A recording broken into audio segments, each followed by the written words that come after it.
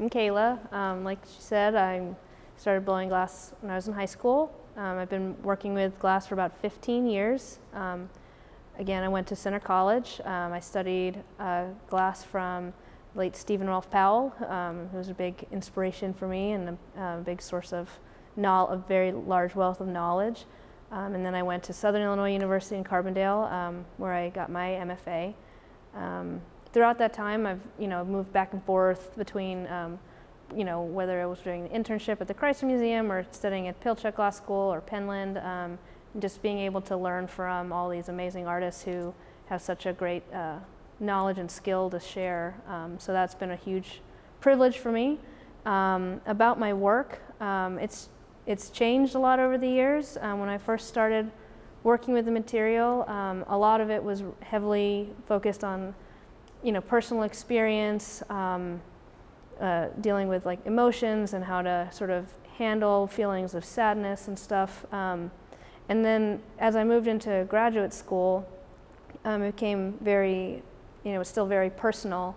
And a lot of the work really focused on dealing with events that happened in my life and kind of learning how to reflect upon and accept those types of experiences, which is, I think, a thing that a lot of people can relate to. Everyone has their own sort of life experiences or things they've gone through or think about that it always takes a little bit of processing. I worked a lot with the reflective properties in glass. I use mirrors in a lot of my work. I use the reflective properties and also light in the work to sort of touch on some of those notions of reflection and things like that. For myself, for this body of work, kind of wanted to change that a little bit and focus a little bit more on ideas of sort of growth and development and sort of moving away from reflecting and a little bit more about change.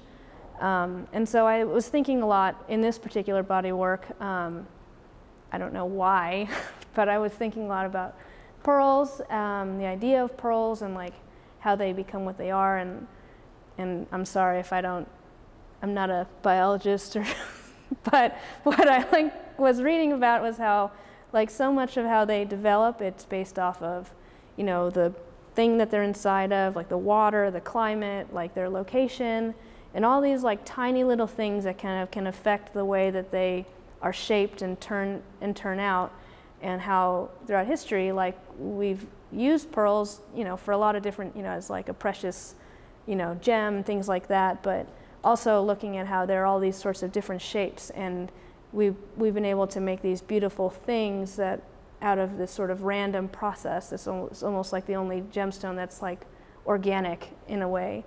And I was thinking a lot about that in terms of ourselves and who we are and our personalities and how we grow into something.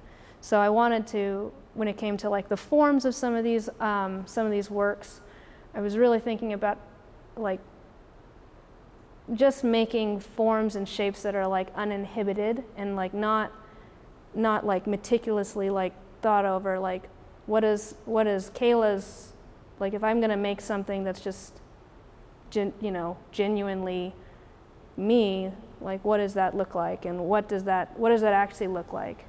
So I tried to come up with these sort of organic forms that in some ways I think reference human skin or the body or bones and things like that, to sort of touch back on how pearls relate to maybe the individual in a metaphoric way. So I wanted it to be a lot more free and a little bit more fun, as opposed to some of my other work, which has been really not I want to say not fun, but not as just open, and I think as happy for me anyway. So that's why also in this work is a little bit more, it doesn't have the same reflective qualities. It's not, you can't see yourself in the mirror. I do use silver to create that sort of shiny effect, but it's the surface is soft. It's been muted. I use a sandblasting process to etch the glass, and then I will I'll use a pumice to continue to soften that surface of the glass till it has that sort of really gentle sort of, you want to touch it. And if anybody here wants to touch it, I can this one time only, we can do that. Yeah, so that's kind of how I've moved into this body of work. As far as process goes, I'm a glass blower. I'm trained as a glass blower. It's what I studied. It's my main method of making glass. Almost all the work that I have in this show, except for one piece which we can go look at in a second, and I can explain how I did that, is done through the blown process. So that's a series of gathering molten glass out of the furnace and using tools and other things, assistance, definitely teamwork, and also just my own breath to like inflate the glass and shape the glass. And then after the glass is cooled off, I use a series of processes to treat the surface of the glass to give it that color and the reflective properties. Ryan's work is, he started in Palomar College, and after studying at Palomar, he worked in production studios and also studied at Pilchuck for many years, and was able to learn from just a wide range of really wonderful artists that definitely gave him like a very unique and like very good skill set with the material. And in his work, he focuses a lot on, he's really interested in the way glass interacts with light, the way that sort of softened surface, similar to my work. There's that satin, soft, sandblasted surface that sort of diffuses the light. But also in this work, especially with these bowls, the metamorphic series, he uses a process or a type of glass called Marini, and that's a process where you take colored glass and you stretch it into thin rods of cane, and then bundle that cane back together, pull it again. I have some samples over here that I can grab real quick.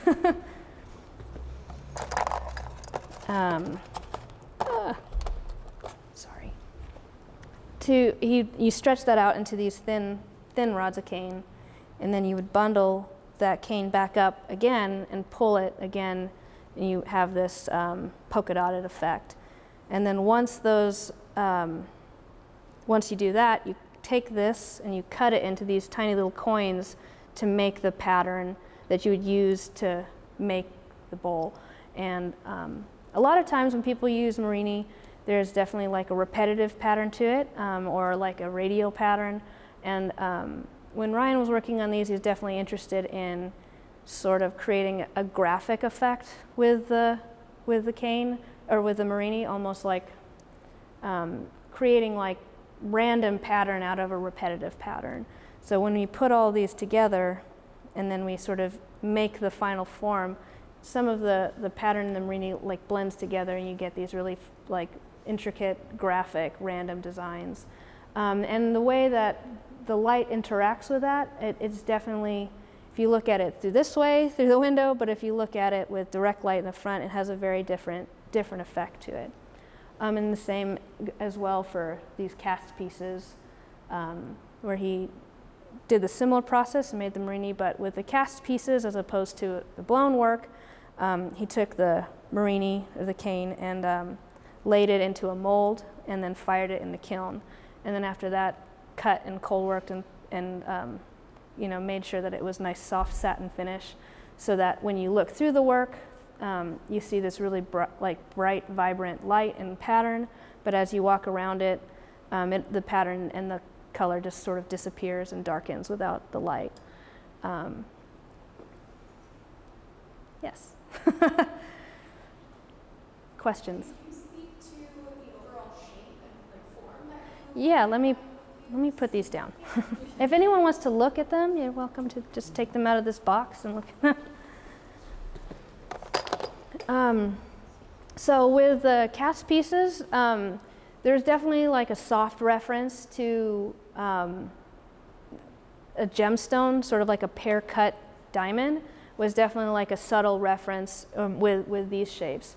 With the bowls, there's a couple things that I think that was interested in. Well, first of all, because the pattern is very bold. There's a lot of lines, there's a lot going on.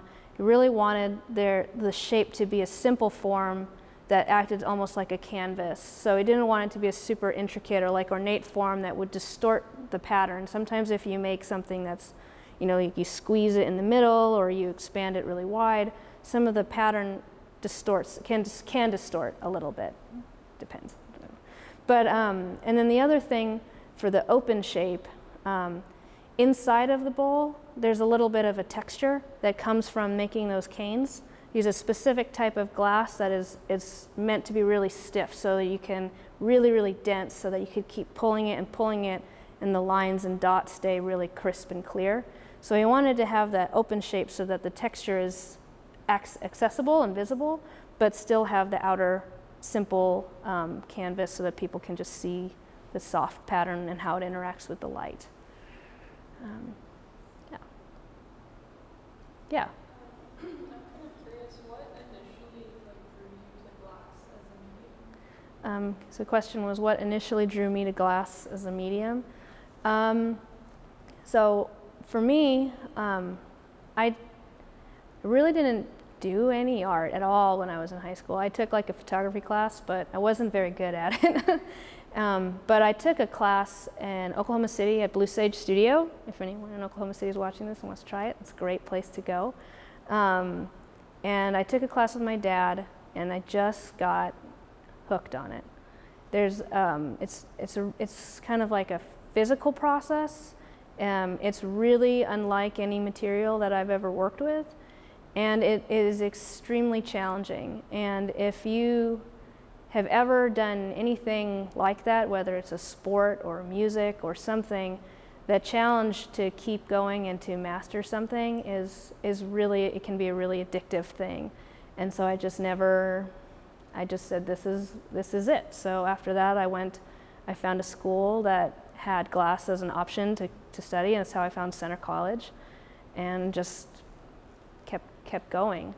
It's kind of like you kind of jump off, it's almost like jumping off a cliff. You just got to take the dive.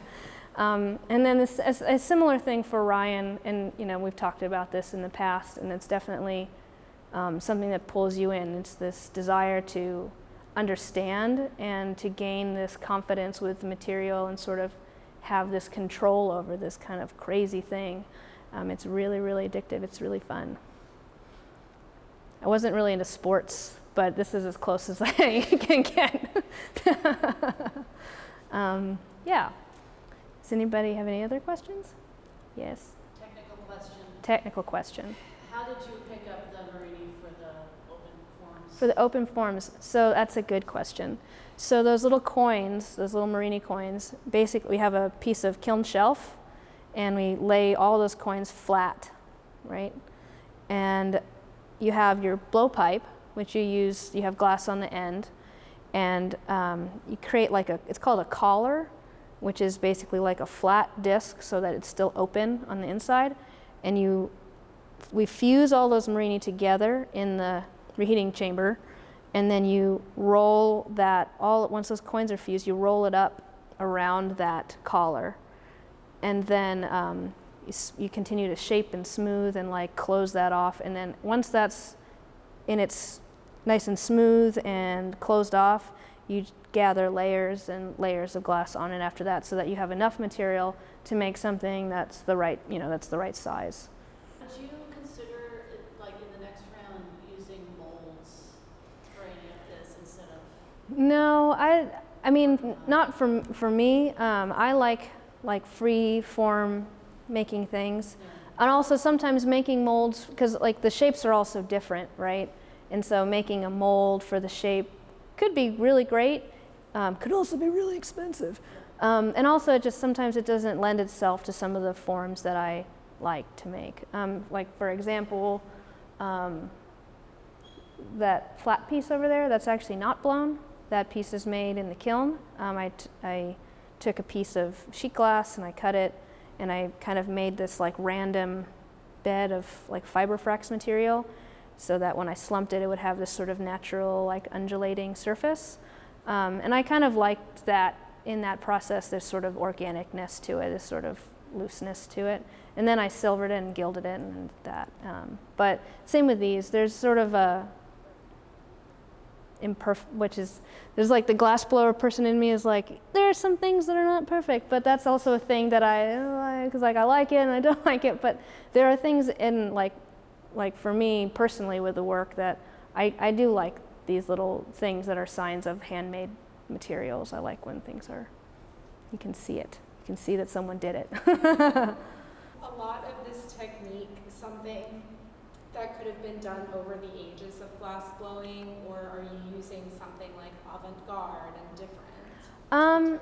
So for me, yes and no. I don't know if I would say avant-garde. I don't know if I would give myself that much credit. But glass blowing is definitely a very old process. It dates back centuries. And a lot of the processes that we do are definitely are very ancient things. Especially like Marini goes way back to like historians don't get mad at me. I would say Egyptians, I think, even like really old process. Definitely Venetian. It's definitely a very traditional process. There are aspects of it that that are more modern. I think just with like some of the technology, like torches and things like that. But all of our process is definitely super rooted in tradition. Marini, in Ryan's work, like I said, it's a very traditional process. It's a very Venetian process. And when he was thinking about making them, it was how do I like approach it using this very traditional old process and in a contemporary way, in a visually contemporary way. So yes and no. I hope that answered your question. Yeah. How has the mirroring technology changed? Do you know? Well, there's no mercury. I'm not using mercury. So no, thank you. But when I do the silver, I use a diluted tin, and the mirror is on the inside of the blown object. So when I make them, there's like a hole on the bottom, and I'll pour like a diluted tin into it, and that bonds to the surface of the glass. I dump that out, and then I pour in this like a diluted silver nitrate solution, shake that for about 5 minutes or so, and then the silver will bond to the tin on the surface, and it makes that reflective on the inside. So you're looking through the glass to the mirror, which is similar to any a mirror in your bathroom. The mirror is on the back side of the glass, not on the surface. Layers.